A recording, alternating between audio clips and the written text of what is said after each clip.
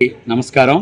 CITU అఖిల భారత మహాసభలు 31వ తారీఖు నుంచి రేపు జనవరి 4వ తారీఖు వరకు విశాఖపట్నంలో ఘనంగా జరుగుతూ ఉన్నాయి.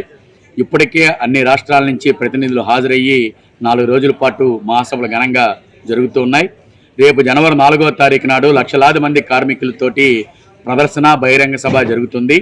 ఈ ప్రదర్శన మధ్యాహ్నం 2 గంటలకు డాబా గార్డెన్స్లోని ఎల్ఐసి దగ్గర ఉన్నటువంటి అంబేద్కర్ స్టాచ్యూ నుంచి వన్ టౌన్లో ఉన్నటువంటి జీవీఎంసీ మున్సిపల్ స్టేడియం వరకు కూడా భారీ కార్మిక ప్రదర్శన జరుగుతుంది. అనంతరం భారీ బహిరంగ సభ కూడా మున్సిపల్ స్టేడియంలో జరుగుతుంది.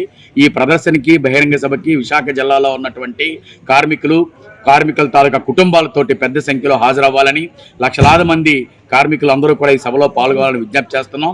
ముఖ్యంగా ఏదైతే లేబర్ కోడ్స్, కార్మికులను నష్టం చేసే లేబర్ కోడ్స్ ఉన్నాయో ఈ 4 లేబర్ కోడ్స్ రద్దు చేయాలని, కనీస వేతనాలు 26,000 రూపాయలు చెల్లించాలని, విద్యా ఉపాధి ప్రభుత్వ రంగంలోనే కొనసాగించాలని, అలాగే కార్మికులందరికీ కూడా పిఎఫ్, ఈఎస్ఐ ఇన్సూరెన్స్తో కూడిన సమగ్ర చట్టం చేయాలని, ఆశా, అంగన్వాడీ, మధ్యాహ్నం భోజన పథకం, విఓఏ, ఆర్పీలు ఇటువంటి వాళ్ళు ఎవరైతే స్కీమ్ వర్కర్స్ ఉన్నారో వీళ్ళందరినీ ప్రభుత్వ ఉద్యోగులుగా గుర్తించాలని, కాంట్రాక్టు అవుట్సోర్సింగ్లో పనిచేస్తున్న వాళ్ళని రెగ్యులరైజ్ చేయాలని, ఇలాంటి అనేక డిమాండ్లతోటి ప్రభుత్వ రంగ సంస్థల ప్రైవేటీకరణకి ఆపివేయాలని, ఇటువంటి డిమాండ్లన్నింటితోని కూడా రేపు ఈ ప్రదర్శన చేయబోతూ ఉన్నాం.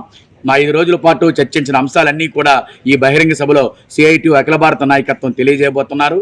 రేపు లేబర్ కోడ్స్ రద్దుకు వ్యతిరేకంగా ఫిబ్రవరి 12 జరుగుతున్న సమ్మెను కూడా మనం ఇందులో ప్రచారం చేయబోతున్నాం. కాబట్టి మొత్తం కార్మిక వర్గం యావత్తు కూడా పెద్ద సంఖ్యలో ఈ ప్రదర్శనకి బహిరంగ సభకి తరలి రావాలని విజ్ఞప్తి చేస్తూ ఉన్నాం.